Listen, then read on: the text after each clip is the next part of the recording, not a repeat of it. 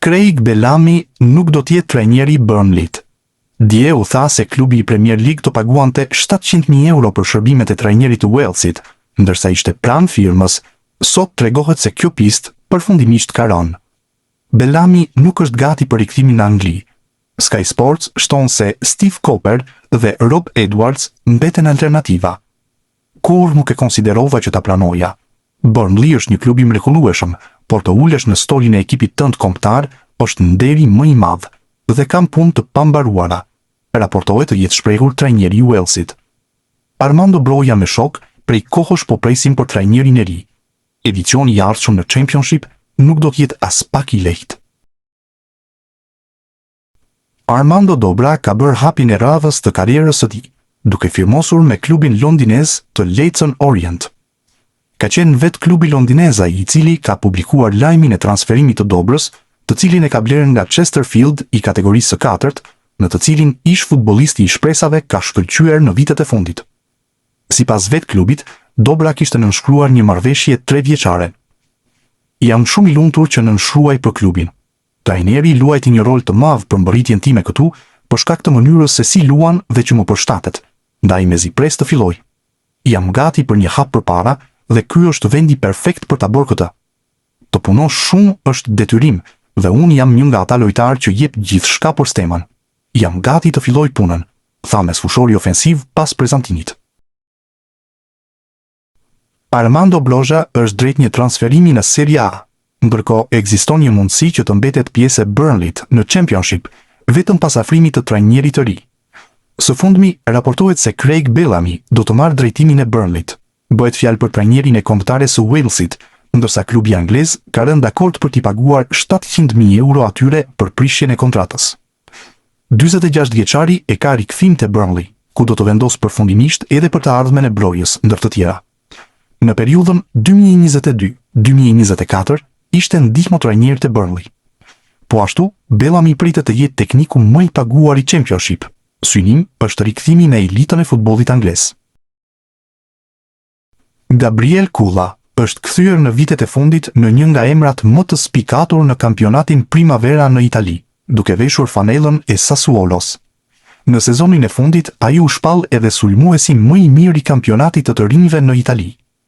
Kjo ka bërë që klubi i Sassuolos të vendosë të blindojë menjëherë talentin shqiptar, i cili aktualisht përfaqëson gjyrat kuqezi me Shqipërinë U19. Palët kanë hedhur firmën mbi një kontratë që e lidh me skuadrën e Series A deri në vitin 2030. US Sassuolo është i lumtur të komunikojë zgjatjen e kontratës së Gabriel Kullës deri më 30 qershor 2016. Qendër sulmuesi i ditëlindjes 2008 ka kaluar 3 sezone me fanellën e këtij ekipi, me të fundit në radhët e skuadrës Primavera. Në kampionatin për U20, futbollisti 18 vjeçar ka rënë në sy me 16 gola dhe 8 asiste, duke merituar Primavera Best Awards 2026 si sulmuesi më i mirë, shkruhej në njoftimin e Sassuolos për sulmuesin. Klubi i Veronës ka bërë lëvizjen e parë të merkatos së verës, duke afruar një mesfushor shqiptar. Leorat Bega i është bashkuar klubit të Saporon në Serin B, duke nënshkruar një kontratë 3 vjeçare. Mesfushori 22 vjeçar ka qenë pjesë e Stade Nyon në sezonet e fundit në Zvicër dhe tashmë është bërë pjesë e klubit italian, me të cilin ka nënshkruar deri në qershorin e vitit 2029. Bega ka qenë pjesë e Akademisë së Freiburgut në Gjermani, para se të bëhej pjesë e ekipit të Vil në Zvicër, ndërsa në 2 sezonet e kaluara ishte pjesë e Stade Nyon në kategorinë e dytë zvicerane. Mesfushori ka përfaqësuar Zvicrën me ekipet e moshave U19 në të kaluarën.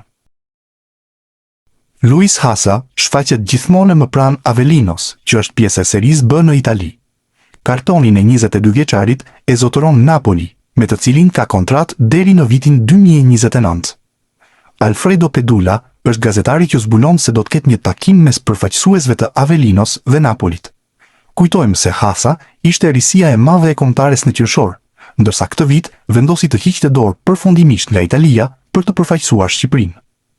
Avelino po kërkon një mesfushor ofensiv që mund të luajë edhe si trekuartist.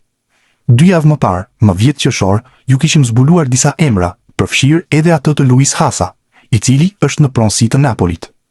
Në ditët në vijim, do të zhvillohet një takim mes klubeve për të gjetur një marrëveshje. Në listën e kandidatëve janë edhe Fabio Maestro, David Girma dhe Giacomo Olzer, por Avellino po përpiqet të përshpejtojë negociatat për Hasan, shkruan Pedula. Sivasspor ndodhet në një situatë serioze financiare dhe organizative, ku drejtues të klubit kanë paralajmëruar një afat kritik prej rreth 10 ditësh për shlyerjen e detyrimeve ndaj futbollistëve. Nëse pagesat nuk kryen brenda këtij afati, lojtarët mund të përfitojnë të drejtën e zgjidhjes së njëanshme të kontratave, gjë që do ta çonte klubin në një krizë edhe më të thellë, me rrezik real të humbjes së pjesës më të madhe të skuadrës. Në qendër të kësaj situate është edhe sulmuesi shqiptar Rej Manaj, për të cilin raportohen pagesa të prapambetura. Nëse detyrimet financiare nuk shlyen brenda afatit ligjor, edhe ai mund të aktivizojë të drejtën për të prishur kontratën në mënyrë të njëanshme. Brenda klubit flitet për një situatë emergjente, ku dështimi për të vepruar në kohë mund të çojë Sivassporin drejt një krize të thellë sportive dhe financiare, me pasoja që rrezikojnë seriozisht stabilitetin e tij për sezonin e ardhshëm. Vetëm pak ditë më parë, në media turke u raportua se pritej largimi i Manajt për shkak se klubi e kishte të vështirë të përmbushte kërkesat e tij financiare, dhe me sa duket, largimi tashmë është zgjidhja e vetme. Kristian Aslani është në udhkryq gjatë kësaj vere, pasi nuk ka ende të qartë se ku do të vazhdojë karriera e tij. Nëse një vit më parë ishte me sfushori ai që i diktonte kushtet Interit për një largim të mundshëm nga Zikaltrit, tani janë këta të fundit që diktojnë gjithçka, duke i krijuar jo pak probleme futbollistit. Sipas mediave italiane, vendimi i Interit është që të shes përfundimisht kartonin e Aslanit dhe jo të lejojë më huazimin me të drejtë blerje. Ka disa klube të interesuara për të transferuar me sfushorin, mes të cilëve Cagliari, i cili ka kërkuar informacione rreth tij. Por përgjigja e Interit ka bërë që diskutimet të mbyllen shpejt, pasi kampionët e Italisë kanë bërë të qartë që kërkojnë rreth 10 milion euro për kartonin e mesfushorit. Kjo është një shifër shumë e lartë, të cilën sardët nuk e përballojnë dot, dhe për këtë arsye janë tërhequr menjëherë. E njëjta situatë ka bërë të tërhiqen edhe klube të tjera, dhe kujtojmë se edhe Beshiktashi ka cilësuar të papërshtatshme klauzolën prej 11 milion euro të Interit që kishte në kontratën e huazimit. Ndaj për momentin, Aslani është në ajër sa i përket të ardhmes, dhe i mbetet të shpresojë që Zikaltrit të ulin kërkesat për të, pasi përndryshe rrezikon të mbetet si spektator në klub. Kombëtarja shqiptare vazhdon të konfirmojë rritjen e saj jo vetëm në fushën e lojës, por edhe në aspektin ekonomik, sipas të dhënave të fundit të vlerave të trekut, ku Shëzind kanë një vlerë të përgjithshme prej 88.8 milion eurosh. Mesfusha rezulton në reparti më i kushtueshëm i ekipit, ndërsa disa prej futbollistëve më të rinj të kombëtarës vijojnë të rrisin ndjeshëm vlerën e tyre në tregun evropian. Në krye të listës qëndron Anis Mehmeti, i cili është aktualisht lojtari më i shtrenjtë i skuadrës, ndërsa në fund të renditjes gjenden futbollist me eksperiencë dhe role më të kufizuara në përfaqësuese. Më të shtrenjtët. Në krye të listës së futbollistëve më të vefshëm të kombëtarës shqiptare renditet Anis Mehmeti me një vlerë tregu prej 15 milion eurosh, sulmuesi i krahut dhe mesfushori ofensiv, po kalon një moment të rëndësishëm në karrierë dhe konsiderohet aktualisht aseti më i kushtueshëm i kuqezimve. Pas tij vjen Kristian Aslani me 12 milion euro, mesfushori organizator mbetet një nga lojtarët më të rëndësishëm të Shqipërisë dhe një nga emrat me potencialin më të madh për të rritur më tej vlerën në vitet e ardhshme. Podiumi plotësohet me sulmuesi Mirlind Daku me 9 milion euro, i cili ka fituar terren fal paraqitjeve të mira dhe golave të shënuar.